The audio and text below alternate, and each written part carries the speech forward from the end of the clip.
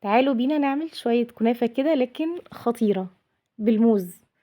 عايزة اقول لك طبقات من الجمال واللذاذة.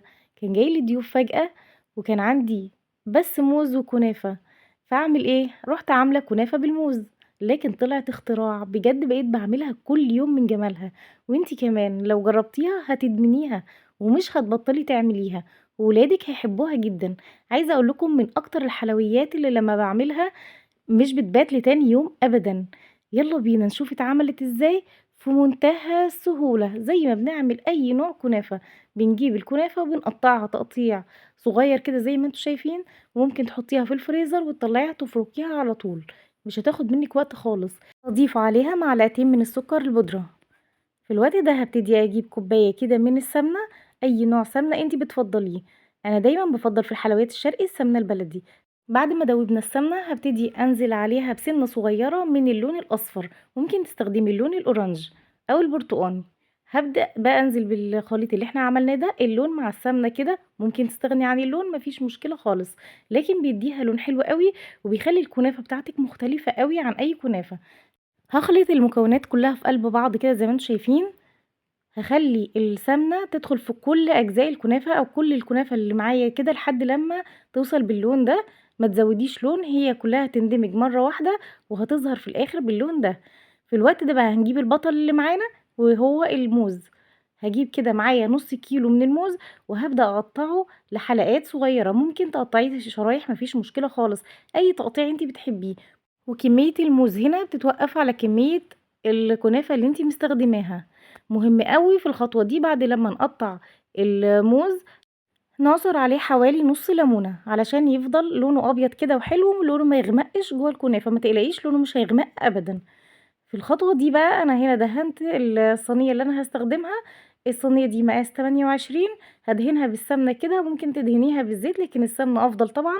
هانزّل نُص كمية الكنافة اللي إحنا عملناها، شايفين ما شاء الله طالعة لونها حلو جدًا، جدًا، جدًا في منتهى الجمال. هابدأ بقى أوزّعها كده، أهم حاجة في الخطوة دي إن أنتِ تعلّي الكنافة على أطراف الصينية علشان الموز ما يتحرقش منِّك. هتضغطي كويس أوي، أوي على الكنافة كده علشان تتساوى ويبقى شكلها حلو. ممكن تجيبي صينية تانية أصغر منها وتبدأي تضغطي بيها ضغط كويس أوي.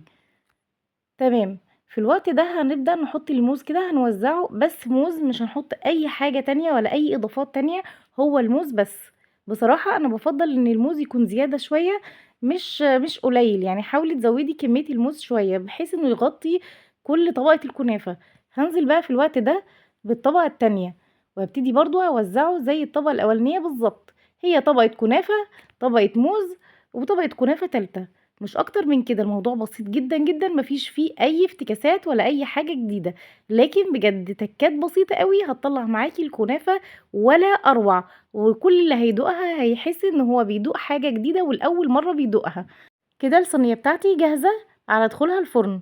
هادخّلها فرن سابق التسخين على درجة حرارة 180، بس أول ما تحسي إن هي احمرت من الأطراف هتبدأي تشغّلي عليها الشواية لحد لمّا تاخد اللون الحلو ده كمان من فوق. ما تقلبيهاش بقى على الوش التاني والحاجات الصعبة اللي إحنا كنا بنعملها زمان دي. هابتدي بقى على طول وهي سخنة كده أنزل عليها بالشربات، والشربات ده عبارة عن كوبايتين من السكر على كوبايتين من المَيّة وعليهم عصير ليمونة. إحنا عملناه كتير مع بعض فما حبيتش الفيديو يكون طويل عليكم. كوبايتين من السكر عليه كوبايتين من المَيّة وعليهم عصير نُص ليمونة، هاسيبهم يغلوا بس حوالي 10 دقايق، وبعدين هاشيلهم يبردوا. هابتدي بقى أحطه على الكنافة، الشربات يكون بارد والكنافة تكون سخنة.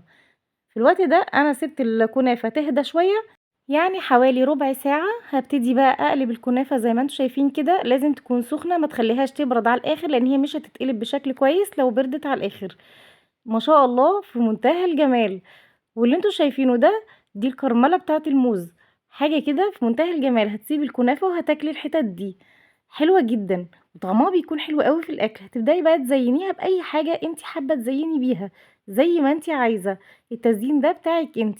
طبعًا عايزة أقول لكم إن التصوير ظلمها جدًا، جدًا، جدًا. لازم تجربوها انتوا بنفسكم وتحكموا عليها، هتبقى بجد ادمان بالنسبة لكم. شايفين ما شاء الله، حاجة كده في منتهى اللذاذة، طبقات كده من الجمال.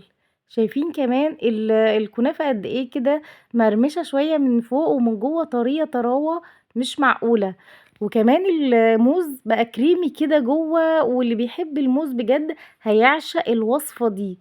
عايزة اقول لكم ان الوصفة دي لما بعملها مش بتستنى لتاني يوم اصلا، والله بجد من جمالها ولادي بيحبوها جدا، وبقت من الوصفات المفضلة جدا عندي وعند ولادي. شايفين بقى الجمال واللذاذة؟ شايفين قد ايه الطبقة دي بقت كريمية ازاي؟ طبقة الموز دي اتحولت كده لكريمة جوه الكنافة. لازم تجربوها وتقولوا لي رأيكم في التعليقات. ويا ريت لو وصلت لحد هنا ما تنسيش بقى الاشتراك في القناة واللايك والشير علشان يوصل لكم كل جديد.